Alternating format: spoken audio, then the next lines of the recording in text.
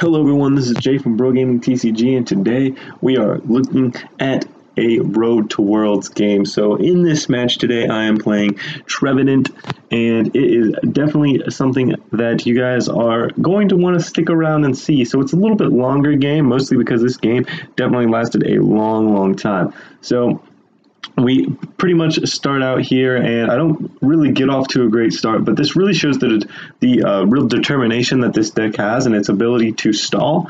So Trevenant Garbodor is something that you kind of just have this want to play. I don't know. I have this want to play Trevenant Garbodor just because it's a fun deck. And the deck that I'm going up against is actually a pretty interesting deck, and that's why I chose this game. It's not a real game-breaking game or anything like that, but it is an interesting one, and it's an interesting deck that I go up against, and kind of a non-mainstream deck that I go up against. And one, I think I hit every single hammer that I place in this game, which is non-existent.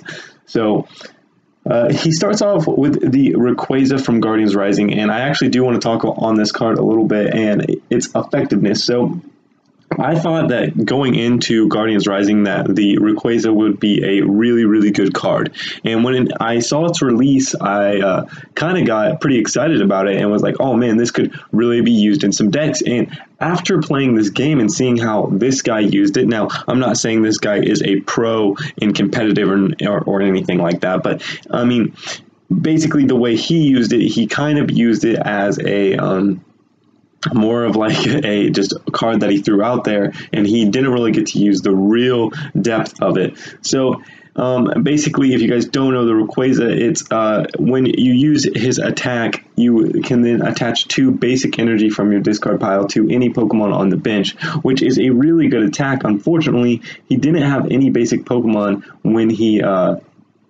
kind of did this, and sorry about the pop-ups in the middle of the match. I actually switched over from recording computers because this computer that I used to record this episode has a lot better power, and it records a lot smoother, if you guys haven't already noticed that, but it doesn't pull as much bandwidth from the internet, so you're going to see some load times on some cards, but the game runs a lot smoother. Anyways, and now, at this point in the game, I'm kind of getting a sense for what deck he's playing. And he's playing a Scissor deck, which prompts me to think that he's probably playing Solgaleo. And I'm a player that really struggles up against Solgaleos, and I have no idea why. So when I come up against a Solgaleo deck, I usually I have a really bad win-loss ratio with them. Because the last few Solgaleo decks that I've played up against have been a Solgaleo Metagross deck, and actually it's not a bad deck once you get the hang of it. So definitely I have a bad track record with Solgaleos, but this match turned out to be a little bit different. So I go ahead and knock out that Rayquaza only because he doesn't really have any other energy down on the field, and because of that, I kind of just think might as well go ahead and knock it out so he can't get those energies stacked up on his Pokemon, which is effective. At least that was my thinking. And at this point in the game, I see him using a lot of item cards, so I know that he's not too worried about using resources. So immediately I think of, all right, let's just stall the game. And you guys, if you haven't watched, I do have a video on slowing down your opponent and kind of stalling games and using that as a viable win condition. And I think it's a very viable win condition, even in competitive play. You know, taking 6 prize cards is not the only way to win a match. You can also deck out your opponent, and I think decking out your opponent is one of the most rewarding ways to win a match. Now, it's not as rewarding as really fighting that match and taking those 6 prize cards from them, but I still think it's a very viable way. Now, I know that I cannot out damage him, and I know that I have low HP, so this is kind of the point in the match where I think, okay, so I definitely can't out damage him. Solgaleo is going to 1-hit KO me. Scissor is going to 1-hit KO me. So I'm really going to have to play on the fact that this Drampa is now out here. Drampa is a 2 retreat cost, and it really starts to, and I started to play on that and really try to keep off 2 energies on this Drampa, which I believe at this point he does have a double colorless on him, or a, well, actually I think that's a metal energy on him. But so I have to watch how many resources I'm using and how many resources my opponent is using. I go ahead and throw down this Garbodor actually to prevent him from using Ultra Road, but I forget to put any type of item Pokemon tool card on this Garbodor so he can use Ultra Road the entire time, but I actually think he forgets that he can use Ultra Road. I throw down that Garbodor and he kind of throws out that mad face, thinking to me, oh wait, maybe he doesn't know that he can use Ultra Road, which he should have thought that he could have, because, you know, a green, you know, outlining appears upon the card, but who knows, he seems to forget a lot of things in this match. But I really don't have anything right now. I don't have the double colorless to attach to my Trevenant, so it's kind of just sitting out there. I'm actually hoping that he knocks out my Trevenant at this point so I can try and get the Solgaleo out of the way with my Garbodor. I'm actually checking right now to see how much damage my Garbodor is doing, and it was actually doing quite a bit, but I go ahead and attach to my Drampa, mostly because just in case something does happen. Drampa is my bulk in this deck. It has 180 HP, so now I do get up another Trevenant, and I have that Floatstone in my hand, and I actually don't think I use it at this point. Yeah, I should have attached it to the Garbodor. That is a misplay by me, and something that I enjoy going back and looking at these videos, and that's kind of why I don't do live commentary, is because I do really enjoy going back and looking at these videos and watching myself play the game. It really helps me in learning how I play, and not only how I play, but how other people play, and helping me predict people's hands, because I kind of already know what they are going to do.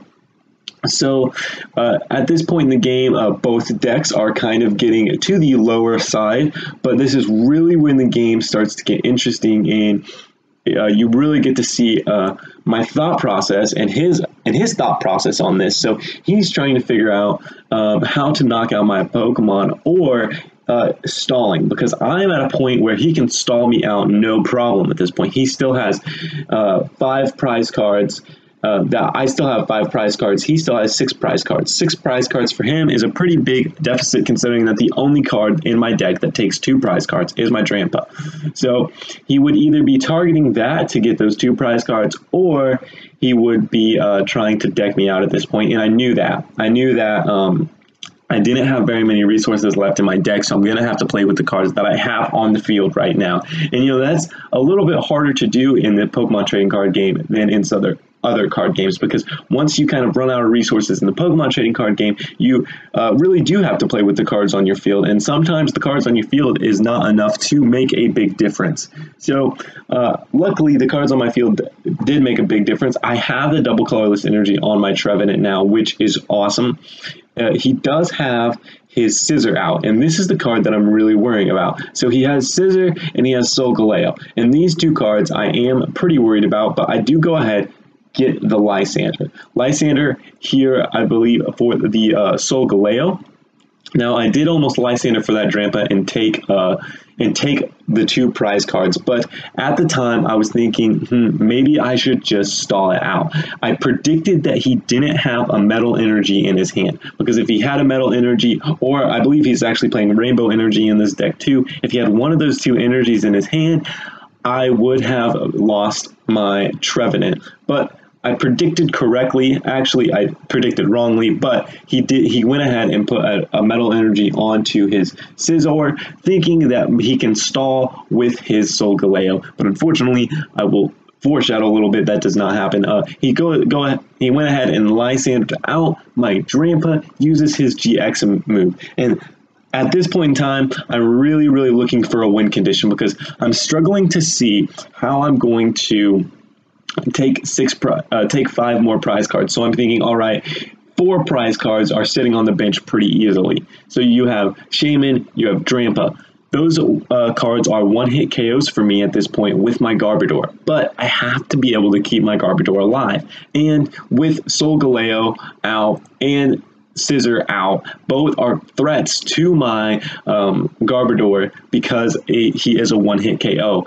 But my 5th prize card is also sitting on the bench, which is Rayquaza. He gets his Rayquaza back and really kind of puts my win condition out there for prize cards, but he goes ahead and gets that Solgaleo. So now he's got 2 Solgaleos, and neither one is powered up so it can use an attack, which luckily for me, that is good. But it kind of puts him in a situation where he's looking to what's going to be his attacking Pokemon. What Pokemon is he going to be using to damage my Pokemon?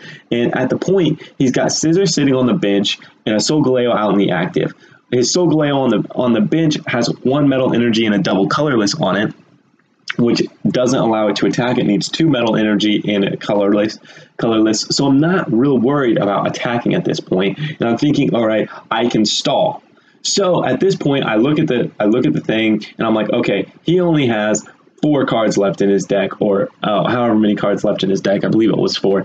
And I think I can actually stall out this game and win. He has 6 prize cards. There's no possible way that he can take enough prize cards in that amount of time to win the game. So I'm pretty certain at this point that I have it won. He goes ahead and full heals his Solgaleo because I knocked off one of the energies. So pretty much he's thinking, all right, I'll stall this game out, and I'm thinking I'm going to stall this game out. So we kind of go into this stall match, but I don't think he was really looking at his how many cards he had left in his deck. And that's something that you guys really need to look at, is you have to think of, what is my opponent trying to do? How is he trying to win the game? Because if he's trying to take prize cards, then you need to be worried about what's his attacker, what's this, what's that, how many energies he has on the field. But if he's not and he's trying to deck you out, you don't really need to worry about that. And that's kind of what my opponent did, is he was not thinking, he was thinking that I was going to try to take my remaining 5 prize cards, but he actually misread that, and I won the game by decking him out, and that's what I was going for from the very beginning of the game. And that's kind of what the subject of the video today is kind of like, you want to stay focused on that, how you're going to win the game and how your opponent is trying to win the game. Anyways, guys, definitely leave a like on this video if you enjoyed it, and if you guys haven't, go ahead and subscribe to the channel. This has been Jay from BroGaming, and I want to remind you guys to keep on battling.